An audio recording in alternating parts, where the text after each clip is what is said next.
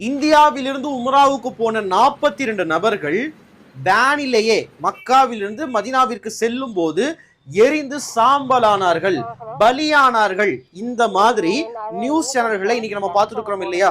அல்லாஹ் தாலா அந்த அத்தனை நபர்களுக்குமே மிக பெரும் நன்மையை, சொர்க்கத்தை கண்டிப்பாக வச்சிருக்கிறான். நபியுடைய ஹதீஸும் அதுக்கு ஆதாரமாக இருக்குது. ஆனா இந்த நேரத்துல நாம உணர வேண்டிய மிக முக்கியமான ஒரு விஷயம் என்ன அப்படின்னு சொன்னா, உம்ராவுக்கு போய் மௌத்தானா அவங்கள பலியா? மற்ற மௌத்தும் இந்த மௌத்தும் ஒன்னா? மற்ற மரணங்களும் அல்லாஹுடைய பாதையில மரணமாகிறது ஒன்னா? நபி ஸல்லல்லாஹு அலைஹி வஸல்லம் உடைய காலத்துல ஒரு நபர் இஹ்ராமுடைய ஆடையில மௌத் ஆயிட்டாரு. நபிகள் சொன்னாங்க, இலந்தை மர இலை ஊற வைக்கப்பட்ட தண்ணீர்ல அவரை குளிப்பாட்டி அவருடைய அந்த இஹ்ராமுடைய ஆடையிலேயே அவரை கஃன் செய்யுங்க, அவருடைய தலையை மூடாதீர்கள். ஏன்னு சொன்னா நாளைக்கு கியாமத்துடைய நாள்ல அவர் லப்பைக்